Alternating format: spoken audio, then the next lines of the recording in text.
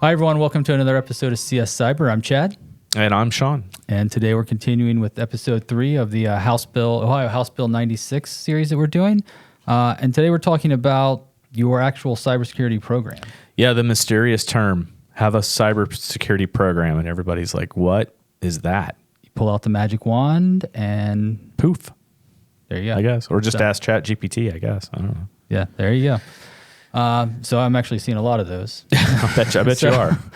All right, so let's just jump in here. So some core requirements of House Bill 96 are having a cybersecurity program. Yes, and it's at its core, it's addressing the confidentiality, integrity, and availability of your systems and data. So, we're very concerned with, in the House bill, we're concerned about public information, personally identifiable information, those types of things. So it's not just about antivirus. If your security program is antivirus, then we should talk. Right. Well, this directive is definitely for you. Yeah.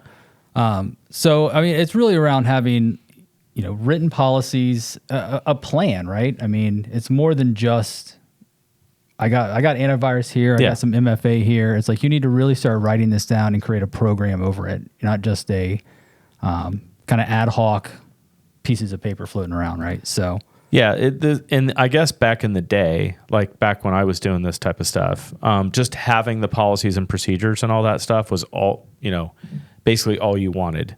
And there wasn't a lot of effort put into it. Like, we brought up ChatGPT. I mean, you could just jokingly just ask ChatGPT to generate a cybersecurity program for me and give me the policies and procedures and processes. But if you do that, those are just an automated system made them, right? You've got to actually know them, practice them, train on them. So these are going to be things specifically for you. Right.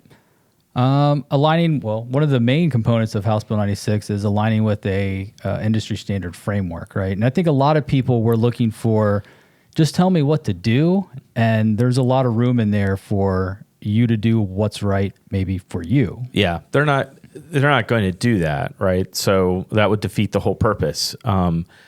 They don't want to tell you what to do because what you need to do is going to be different based on who you are. And I know that sounds funny, but the two frameworks that they mention, which is the NIST Cybersecurity Framework, or the CSF, and then the CIS Critical Security Controls, or the CIS Top 18. Right. Inside those control sets are the details. And that's why it's so vague, right? Because it's, pick a program and then, figure out which one you're going to comply with. And then the examples of like the CIS critical security controls, the top 18 controls are broken down into groups. So I've had a lot of people walk up to me and go, well, am I group 1, group 2, or group 3? And I'm like, I don't know. Which one are you? And so all those details are worked out in the actual frameworks. So definitely recommend that you get a party that's understanding of these control sets, and make sure they can walk them through for you, walk them through with you. Right. And I think, it's critical that you look through these controls and you kind of start pulling out, like Sean mentioned, CIS has, implementation group 1, 2, and 3.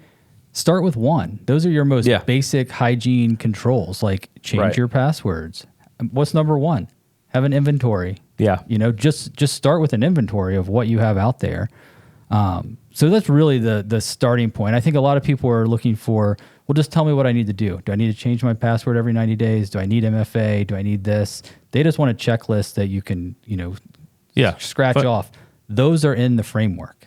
Right. At the end of the day, follow what you're writing down. So if it's 90 days, then you change your passwords every 90 days. You need documented policies for incident response, access control, password management, data backups, vendor management, all those types of things. Governance means assigning responsibility for cyber. Yeah. And often this is definitely done at the leadership level. And this hasn't always been the case in local government. Typically your mayors and councils and city managers and all those folks, really wash their hands of this stuff and give it down to the lower levels. And this particular bill is definitely going to encourage the upper levels to get involved and take some ownership of this.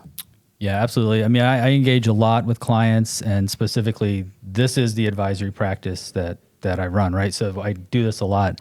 And when you have a champion at the top, it goes so much easier, and it's so much easier to kind of cycle through some of these, technological changes, and then really procedural changes, like how you're conducting your business. So, Yep.